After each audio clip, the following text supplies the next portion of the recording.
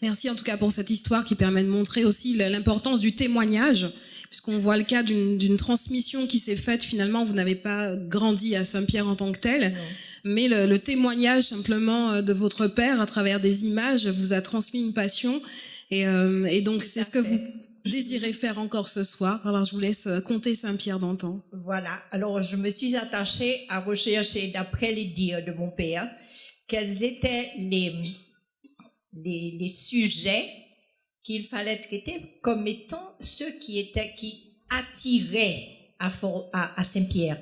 Parce que papa disait que tous ceux qui allaient à Saint-Pierre et les habitants tombaient amoureux de leur ville. Et alors, j'ai essayé de retrouver les points principaux dont il parlait qui faisaient la splendeur de la ville.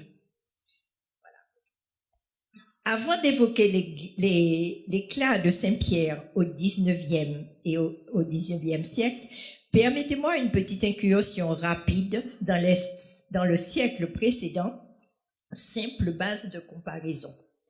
Jusqu'en 1780, écrivait Sidney Danet, toute la partie du littoral offrait l'aspect le plus sale et incommode possible. Il y avait des échoppes, des appentis, des cabanes, des ajoupas, des centres, des petits jardins qui se succédaient tout le long de la mer et, j'ajoute, qui étaient ombragés par des voiles de bateaux qu'on tendait entre les toits des maisons. Les cales qui débouchaient des mornes environnants étaient étroites, boueuses et ravinées par les roues des charrettes formant de vraies tranchées. L'accès au port et à l'emplacement actuel de la place Bertin n'était qu'un large couloir entre des cases de bois qu'on supprimait au fur et à mesure des besoins pour la circulation, un sol boueux et souillé de déjection des animaux de trait, un grouillement hétéroclite de charrettes chargées de pétun et de sucre brut qui se pressaient autour des embarquements. Les embarquements, c'était des plans inclinés, pavés, qui descendaient dans la mer pour permettre aux gabarres qui avaient un fond plat et un avant relevé de pouvoir arriver jusqu'à terre pour débarquer et pour embarquer les marchandises. La navette entre les grands voiliers, il faisait la navette entre les grands voiliers qui étaient ancrés au large et le port où se trouvaient toutes les marchandises. Des matelots erraient autour de quelques cabarets et une population bigarrée et affairée se pressait dans un cadre étroit, sale, incommode et inorganisé. Autour des pirogues en mer et des embarquements à terre, s'affairaient des gabarres et des gros bois, grosses gabarres sans quilles dirigées à la godille et marchant à la voile dans leurs grands déplacements, venus procéder au déchargement des navires et au transport à leur bord des denrées locales à expédier. De plus petites barques, déplaçant des curieux ou des professionnels devant aller à bord, se glissaient entre ces mastodontes. Vers 1780, le gouverneur, marquis de Bouillé, fit élargir les cales, renverser les échoppes et les ajoupas et paver une grande rue qui porte encore son nom. Longtemps après, l'élargissement d'une partie de cette rue forme la place Bertin. Autre désagrément majeur, bien peu envisagé et retenu aujourd'hui, l'apparition inattendue à l'horizon de voiles suspectes qui déclenchaient un branle-bas de combat, prélude à la canonnade, à un probable débarquement ennemi et à la mort. Il fallait prendre les armes, occuper les batteries, délaisser famille, culture et commerce et faire face à l'agresseur. S'il était repoussé, il fallait enterrer les morts, réparer les dégâts causés par l'attaque, replanter ce que les agresseurs ou les défenseurs avaient foulé aux pieds. C'était la misère et la famine, avant que la vie ne reprenne son cours, et l'angoisse d'une prochaine alerte. S'ils étaient vainqueurs, c'était l'occupation, le changement de nationalité, en attendant la prochaine guerre et son traité de paix, avec ses conséquences, heureuses ou malheureuses. Jusqu'au milieu du XVIIIe siècle, Saint-Pierre dut jouer dans la rusticité de son installation le double rôle de port militaire et de port de commerce. Ce n'est qu'à la fin du XVIIIe et au XIXe siècle, quand le spectre des guerres, envahissements, conquêtes, occupations fut définitivement éloigné, que Fort-Royal fut devenu officiellement capitale administrative et militaire, que Saint-Pierre prendra son essor économique et commercial, confirmant sa réputation de capitale des Antilles, et vers 1900, ensorcela pratiquement tous ses visiteurs et ses habitants. En 1815, le chevalier de Montlésien écrivait dans une relation de voyage « Saint-Pierre est le Paris des Antilles. De Porto Rico à Trinidad, aucune ville ne peut lui être comparée. » Et Lafcadio Hearn, journaliste américain venu faire un reportage sur la ville à la fin du XIXe siècle, en tomba amoureux, en donna une description détaillée et y passa plusieurs années. Qu'est-ce donc qui séduisait ainsi les visiteurs de la ville et ceux qui y vivaient? D'abord, la beauté du site, de la cité elle-même et l'impression de solidité qu'elle offrait.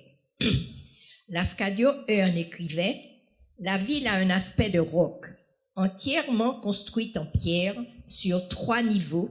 Les rues pavées de pierre descendent à pic vers la mer, tantôt avec un canal au milieu, tantôt faites de degrés moussus, et si escarpées qu'on se serait cru sur une falaise. Aucune rue n'est absolument plane. Presque toute escalade des collines, tourne ou décrivent des angles brusques. Les maisons comprennent en général 2 étages et un grenier, mais elles ont des murs de 3 pieds d'épaisseur. La plupart sont peintes en jaune. Les volets sont verts ou bleu-gris, très vifs. Les auvents en bois ou en zinc. Les toits pointus de tuiles rouges, percés de lucarnes à pignons. On entend partout le bruit de l'eau. Fin de citation. Provenant de la Roxelane et de 2 sources, dont l'une était captée à 7 km de la ville, l'eau circulait dans un petit canal-tunnel souterrain et coulait à profusion dans les canaux, bordant les rues, dévalait la pente de ceux des cales à pic. Elle débordait largement dans les bassins domestiques dont étaient pourvues toutes les maisons. Elle tombait en pluie du haut des fontaines monumentales érigées sur les places publiques. Coulaient sans arrêt des petites fontaines placées au coin des rues ou sur les murs des bâtiments. Déversaient ses 800 litres secondes sur les marches de la grande fontaine en forme d'escalier rue de la Source. Elle tombait en cascade le long des vieux murs des jardins et des vergers, jaillissant de gueules de lion, de masques de théâtre grec ou de simples tuyaux de plomb, chuintant dans des coquilles, des vasques ou sortant en jet d'eau au milieu de bassins. Et pourtant, à l'étage des maisons, il fallait la monter dans des brocs ou des seaux et la vidanger ensuite dans la rue, les tuyauteries de plomb étant trop lourdes, disait-on, et il manquait de pression pour lui faire atteindre les étages. Son bruit omniprésent emplissait l'air, qu'elle rafraîchissait, et pour en surmonter le bruit diffus, les Pierrotins avaient adopté un timbre de voix élevé qui les faisait repérer quand ils étaient ailleurs. On lui disait « Où c'est Jean Saint-Pierre ?» Saint-Pierre occupait alors une surface de 75 hectares, comptait près de 3000 maisons, 19 kilomètres de rues, cales et ruelles, toutes pavées, et possédait de magnifiques bâtisses, maisons particulières, magasins, industries, édifices publics en pierre de taille. Avant qu'on ne découvre des pierres exploitables dans la rivière et qu'il y ait sur place des artisans capables de les tailler, les premières arrivées servaient d'abord de lest aux navires. Elles venaient de la carrière du Ayos, près de Bordeaux, que Saint-Pierre épuisa. Parmi ces merveilles d'architecture, citons l'hôtel de l'Intendance, résidence des gouverneurs lors de ses passages à Saint-Pierre. Le théâtre, construit sur les plans réduits de celui de Bordeaux, il dominait la rue Victor Hugo du haut de ses escaliers aux rampes de fer forgé. Sa fontaine en forme de coquille Saint-Jacques où coulait l'eau de la bouche de masques de théâtre grec et les terrasses de briques rouges, parking des chaises à porteurs qui le précédaient, auxquelles on accédait par une magnifique grille dentelle en fer forgé. C'était le joyau artistique et promotionnel de la cité, son cœur battant. La vie affective de cette ville passionnée de musique, ironique et frondeuse. Il avait été témoin d'épisodes inflammables et enflammés, politiques ou sociaux. C'est au théâtre de Saint-Pierre qu'on porta la cocarde tricolore avant même qu'elle ne fut portée en France. La salle luxueuse et richement décorée pouvait contenir 800 spectateurs sur 3 niveaux. Des troupes théâtrales venaient de France pour la saison, qui était au début de l'année. Les pièces étaient celles qui passaient à Paris et toute la population prisait fort les spectacles qui y étaient donnés. On entendait d'ailleurs chanter dans la rue les airs qu'on avait entendus au théâtre. C'est là que se terminait le carnaval par un grand bal costumé dans la salle aménagée pour l'occasion, le soir du Mardi Gras, jusqu'à minuit. Après, c'était le carême. L'hôtel des bains publics à côté, avec ses bassins carrelés, couleur de la piste lazuli, et son escalier extérieur à double révolution, qui existe toujours d'ailleurs. Le couvent des Ursulines, devenu caserne des Ursulines, immense bâtisse jouxtant l'église du centre, ancienne chapelle du couvent des religieuses. La mairie, l'hôpital militaire immense tenu par les frères de Saint-Jean-de-Dieu, dont l'horloge donna l'heure exacte de la catastrophe. L'un d'eux, le frère Cléophas Danton, était à l'origine en 1780 de la construction du pont de pierre.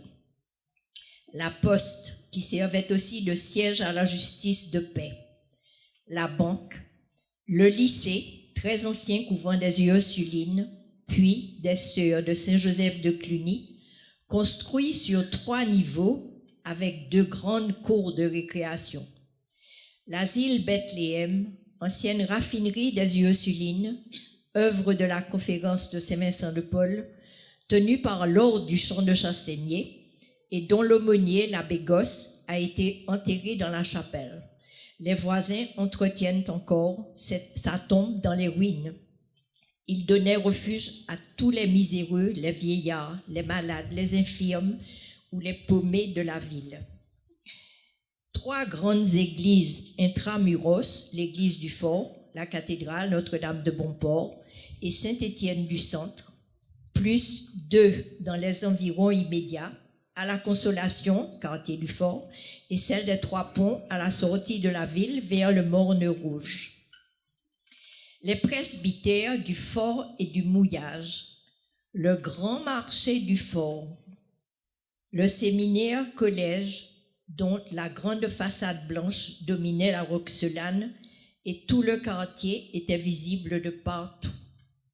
La maison du génie, avec ses jardins en espalier et leur jet d'eau au milieu, bordant le long de l'escalier monumental. La maison de santé en face, qui soignait depuis 1837, grâce aux religieuses de Saint-Paul, à peu près 150 malades aliénés avec les techniques les plus modernes. Le château de Périnelle, ancien monastère des Jésuites, certainement l'un des plus beaux fleurons de la ville, et son magnifique portail d'entrée. Nous sommes d'ailleurs sur le site du château de Périnelle. Citons aussi les 4 ponts qui permettaient de traverser la Roxelane. Le pont de pierre, seul ouvrage d'art qui ait résisté au volcan. Le pont Maurestin en fer, qui remplaça la toute première passerelle en bois. Le pont militaire au bas de la savane du Fort et à l'embouchure de la rivière, le pont du tramway qui lui permettait d'atteindre l'autre rive en terrain plat. Autre attrait de la ville, le souci et la recherche du bien-être dans le cadre de vie de ses habitants. Sur la route du Prêcheur, un établissement thermal aménagé, captant les eaux chaudes de l'Apelé, permettait des cures thermales, médicales et la convalescence, et de bien belles parties de pique-nique. 2 savanes offraient des heures de détente et de promenade, celle du fort, partie de l'ancien jardin des Ursulines, et celle du mouillage, derrière la cathédrale, près du cimetière. C'était l'ancien parc des Dominicains. Plus loin, sur la route allant au Morne Rouge, un magnifique jardin des plantes, qui était connu du monde entier, rassemblait parmi cascades, fontaines, ruisseaux, lacs artificiels, allées ombragées, un vrai musée d'essences rares venues du monde entier et de palmiers gigantesques. Un tramway hippomobile sur rail faisait la ligne entre la place Bertin et le Fond Corée sur la route du Prêcheur, en passant par le grand marché du fort. Il pouvait contenir une vingtaine de personnes, était éclairé au gaz par des lumières vertes et de petites bâches abritaient les passagers de la pluie et du soleil couchant. Arrivé au terminus, on dételait la mule, elle s'appelait Madagascar parce que le tramway avait été inauguré le jour de la prise de Madagascar. Les brancards et l'animal passaient de l'autre côté du véhicule qui reprenait sa route en sens inverse vers le mouillage. On pourrait encore citer, outre les écoles publiques, les nombreuses petites écoles privées tenues par des dames, celles des religieux et religieuses qui dispensaient de la maternelle au secondaire un enseignement soigné. Les ouvroirs qui apprenaient aux jeunes filles à coudre, à broder, à tenir un ménage, les arts d'agrément, musique et dessin, et les bonnes manières. Les orphelinats où les parents pauvres étaient certains de trouver chez les religieuses des mères de remplacement. 3e attrait remarquable. Une ville travailleuse et active. Ça, mon père insistait sur ça. Avec ses habitations, ses nombreuses usines et romeries, tant en ville que dans ses environs, dont on cherchait à améliorer sans cesse la fabrication des produits et leur qualité, ses nombreux commerces de gros, de détail, sa multitude d'artisans divers et variés, un grand relais pour le garage des voitures et le soin des chevaux après un long parcours, Saint-Pierre occupait la plus large part du mouvement économique et commercial de la Martinique. Toutes les marchandises y débarquaient, y transitaient et y embarquaient. C'était une ville très active et prospère. D'innombrables femmes tressant des vanneries, cousant des dicaments, c'était le nom qu'on donnait aux vêtements de travail, roulant des bouts, c'était le nom qu'on donnait aux cigares, qui étaient très prisés, celles qui faisaient des bougies avec la cire ramassée dans les cimetières, d'autres qui plissaient artistement des têtes calandées ou avaient leurs petites recettes de liqueur. Tout ce savoir-faire formait une population artisanale à domicile non négligeable. 2 corporations féminines, celles des lavandières et des marchandes et porteuses, permettaient à ces femmes actives et courageuses de bénéficier d'une protection lorsqu'elles ne pouvaient plus exercer leur métier. Les lavandières, indissociables de la vie quotidienne pierrotine, qui animaient la rivière de la fessée des rades sur les pierres, du chuintement du linge pressé pour en extraire le savon, de leurs chants, de leur bavardage, échangeant des milans avec les curieux accoudés au parapet des ponts, venus les voir travailler dans l'eau, à côté des linges à la blanie, sur les pierres chaudes autour d'elles. Les porteuses qui couvraient à pieds nus, traits ou paniers bien garnis sur la tête, parfois une 50aine de kilomètres avec escale, bien sûr, pour y vendre des objets commandés à leur dernier passage, touchant ainsi une petite commission des commerçants et rapporter des campagnes éloignées comme le Lorrain les fruits et légumes à vendre en ville. Les nombreux jobbers, dockers, masculins et féminins, les godilleurs, les marins-pêcheurs et même les jeunes qui se faisaient donner dans les magasins de gros les emballages en bois pour en faire de petits canots avec lesquels ils rejoignaient les grands navires dont les passagers leur lançaient des pièces qu'ils allaient récupérer dans l'eau. Pas une ne se perdait. On les appelait les petits canotiers. La place Bertin, au jour d'arrivée de navire, grouillait d'une foule bigarrée, image de cette activité populaire.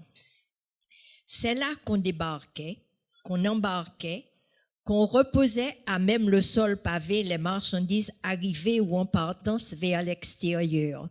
Fûts de rhum, boucaux de sucre, caisses de toute forme et de toute grosseur. Grandes, plantées d'une allée de tamariniers, c'était, côté mer, les quais généralement entourés de gabarres, dont celui où accostaient les petits vapeurs de la compagnie Girard, qui avait des noms de pierres précieuses. Topaz, rubis, perles, diamants, qui faisaient la ligne bi-quotidienne vers Fort-Royal et une fois par semaine au Marin avec escale au Diamant. Sur cette place, les chambres de commerce concentraient les moyens de communication avec l'extérieur. La France, l'Amérique, voire même le Canada, d'où venaient les bois de construction et les îles de la Caraïbe. C'était le cœur et le poumon de cette activité citadine. Commerçants et notables y allaient d'un pas pressé pour consulter les mouvements des navires et le cours des marchandises expédiées ou attendues. En face, sur la place, il y avait la fontaine Agnès. Un petit amour de bronze perché tout en haut déversait l'eau claire dans 2 vasques dont le trop-plein remplissait un grand bassin rond bordé d'une grille où se baignaient de célèbres tritons de bronze. Tout près, le sémaphore averti par le phare de morne folie aux prêcheurs annonçait par des signaux familiers l'arrivée des navires et le départ de la navette vers Fort-de-France. L'annonce de l'arrivée des bateaux remplissait la place d'animation. Dockers pressés de trouver une embauche, jobbers aux muscles saillants, crispés sur leurs charrettes à bras, chargés de caisses et de fûts, qui se créaient un passage vers la mer au cri de « Bailey, bailey ». Les lavandières se précipitaient pour récupérer à bord le linge à laver, celui du bord et celui qu'on leur envoyait de France pour être lavé et blanchi au soleil des Antilles, qu'elles porteraient à la rivière le lendemain pour qu'il soit fin prêt au départ du bateau. Les pacotilleuses en chambre venaient proposer aux arrivants leur artisanat. Lieu de départ du tramway, les passagers attendaient son retour ou en débarquaient. À l'extrémité nord de la place, c'était le bureau de la douane, construction de bois avec un balcon couvert où se concentraient surtout les allées et venues des marins et des dockers. La rue Bouillet longeait la place. C'était celle des grandes maisons de commerce de gros, les magasins de fer, c'est comme ça qu'on appelait les quincailleries, les commissionnaires, les consulats, ship chandlers, représentants spiritueux ou de compagnies maritimes. Tout au bout de la rue vers le Carbet, c'était le fief des Romeries. Il y en avait en tout une dizaine intramuros, là et au fort. La rue se terminait au marché du mouillage qui se tenait en plein air. À mi-côte de la ville, c'était la grande rue devenue Victor Hugo, où se trouvaient les artisans et les magasins. Des bazars où tout était pêle-mêle, sans ordre. Les tissus voisinaient avec des chaussures, dentelles, pelles, ratios, balais ou confiseries. La rue s'animait dès les premières lueurs du jour. Il y flottait l'odeur du café et des fritures accompagnant le décollage matinal. Un tombereau traîné par un âne, accompagné d'un homme baraqué, collectait les ordures ménagères déposées d'avance dans des seaux sur les 3 trottoirs. La vidange des daubanes d'aisance s'était faite le soir ou avant l'aube, à la mer ou dans l'eau courante des caniveaux. Les cloches des 3 églises sonnant l'Angélus annonçaient les premières messes, mêlant leur voix à celles des hommes et des femmes de toutes conditions, allant et venant déjà sur la chaussée pavée. Marchandes chargées sur la tête de leurs traits de fruits et de légumes qu'elles proposaient de porte en porte en lançant leurs slogans publicitaires sur 2 ou 3 notes. Moins ni coco, moins ni orange, moins ni abricot. Le pâtissier en tablier blanc, coiffé d'une toque, très accroché à son cou, chantait « C'est l'ouvrier pâtissier qui passe, pain au beurre, gâteau, polka, brioche ». Il appuyait sur la brioche. Les marchandes de pain, avec leurs lourds paniers sur la tête, faisaient escale à chaque porte où, à l'appel traditionnel « Marchand de pain », apparaissait une silhouette déchargée-moi essoufflée. Elles ne pouvaient pas enlever toutes seules les paniers lourds qu'elles avaient sur la tête qui auraient causé un problème à leur vertèbre cervicale. Il fallait toujours qu'on les décharge et qu'on les recharge avant qu'elles ne s'en aillent. Après l'emplette et le traditionnel « chargez-moi essoufflé », de nouveau opérationnel, elles s'en allaient vers les maisons voisines. Da ou servantes, corbeilles au bras, se hâtaient vers le tramway qui les mènerait sans fatigue au marché du fort de l'autre côté de la Roxelane. Tout au long des trottoirs, les femmes du peuple en douillette, tête marée de madras, bavardaient entre elles à voix haute ou se parlaient à elles-mêmes en marchant avec force gestes. Dames en crinoline, coiffées d'un cabriolet, mitaines aux mains, parapluie sous le bras, se hâtaient vers l'église. Le plus attachant des attraits de Saint-Pierre, semblait-il, était celui d'une ville excentrique, chaleureuse, rythmée, colorée, bon enfant, insouciante, où tous les événements devenaient éruptions. Sans envisager celles politiques ou sociales qui firent malheureusement des victimes, je ne retiendrai que celles qui illustrèrent et nourrirent, année après année, la gouaille pierrotine et son originalité. La nuit venue, la ville s'endormait dans les rues désertes à peine éclairées. Seules les pharmacies restaient allumées jusqu'à 22 heures. Mais les quelques lieux de plaisir bien connus des noctambules veillaient.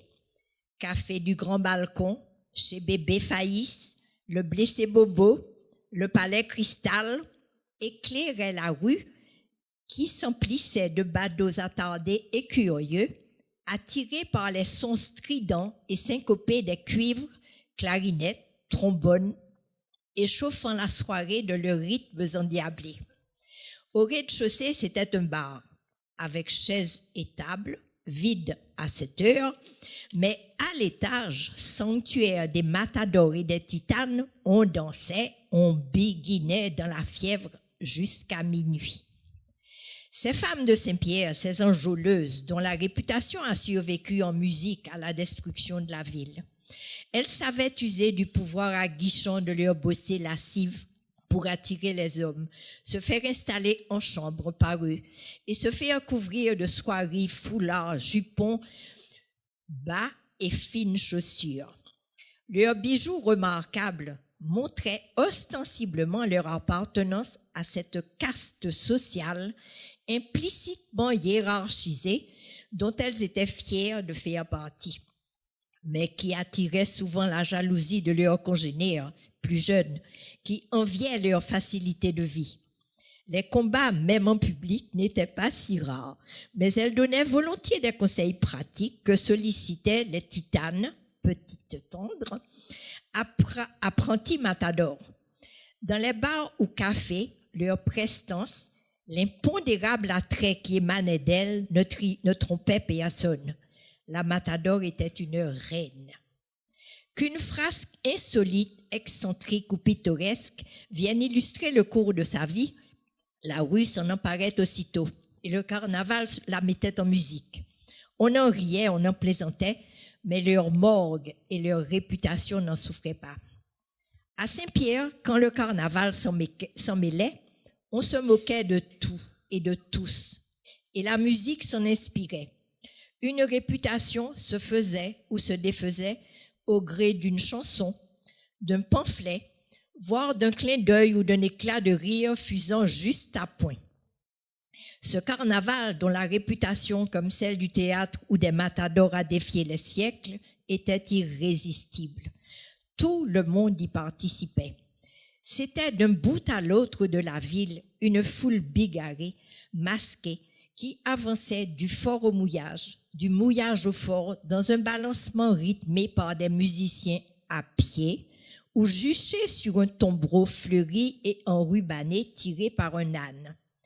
Fête extravagante où les chansonniers faisaient recette de tous les événements insolites, coquins, politiques. Mais c'était l'amour qui emportait tous les suffrages musicaux. Amour déçu, piège d'amour, abandon, bravade, scandale ou désillusion. On n'ignorait plus rien de personne.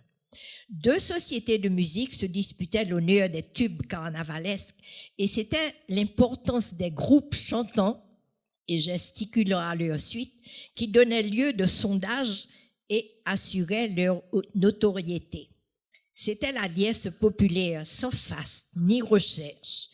Un loup, un masque, des oripeaux, quelques costumes traditionnels comme Marianne la Paufigue, les vampires au large manteau déployé, les bébés avec une bavette et un biberon, les nègres sirops enduits de cambouis et surtout le grand diable rouge dont la grosse tête cornue était couverte de petits miroirs accompagné de ces diablotins rouges aux longues queues. Le soir, c'était au théâtre le grand bal populaire masqué.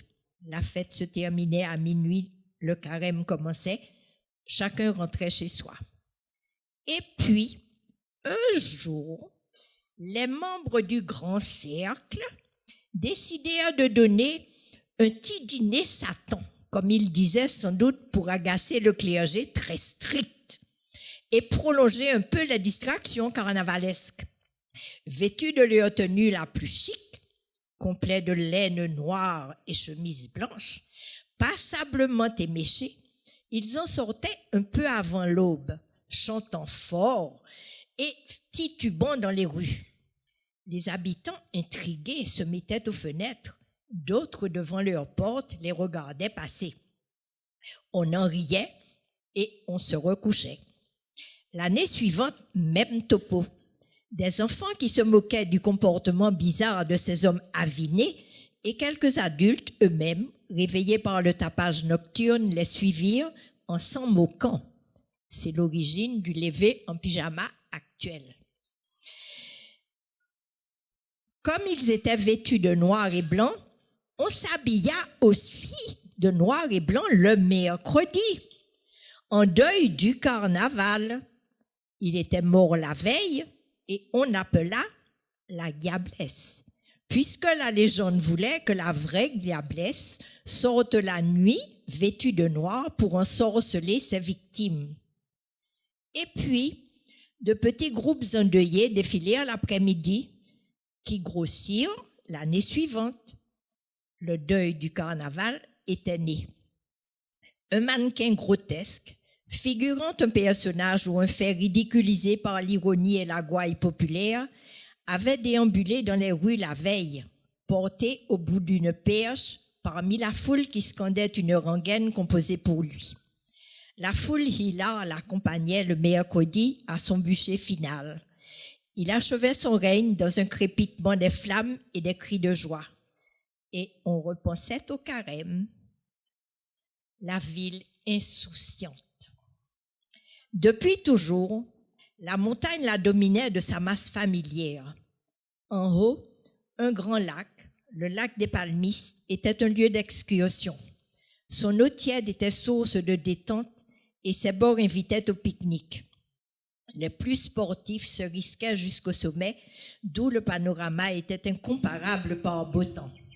Nul ne la croyait hostile. Tout le monde l'aimait. Un jour d'avril 1902, elle s'éveilla. D'abord, elle poudra de cendre le prêcheur, puis ses environs. Et Saint-Pierre se réveilla un matin, toute grise. On s'amusa de cette neige tropicale qui était tombée en 1851 mais n'avait fait aucun mal au dire des anciens. La politique avait la vedette et préoccupait bien davantage que les frasques de la montagne. La cendre recouvrit la ville, les rivières débordèrent, charriant de grosses pierres et même des troncs d'arbres. La terre frémit, gronda, mais les conférences électorales en couvraient le bruit. Le lac du sommet se vida. Sans crier gare, une masse énorme de boue gluante engloutit l'usine Guérin, ses employés, son personnel et des badauds venus voir, et fit les premières victimes. La montagne fuma, cracha, s'illumina d'éclairs, inonda de cendres la ville inquiète, que la presse et les responsables rassuraient. Les habitants du Prêcheur paniqués s'y étaient réfugiés. La fièvre électorale, particulièrement aiguë à l'approche du second tour, occupait les esprits hors des limites de la prudence. Le gouverneur en personne avait été prié de venir sur place rassurer la population. Le volcan se déchaîna, il s'ouvrit, et dans un hurlement d'enfer, il déversa sur la ville ses nuées ardentes boursouflées, rouges, noires, chargées de pierres et de lapis et zébrées d'éclairs. En quelques minutes, la ville n'était plus que ruines enflammées. Et avec elle disparaissaient 367 ans d'efforts, de travail humain et de prospérité. Saint-Pierre n'était plus qu'un champ de ruines et de fumée, tombeau de ses 30 000 habitants.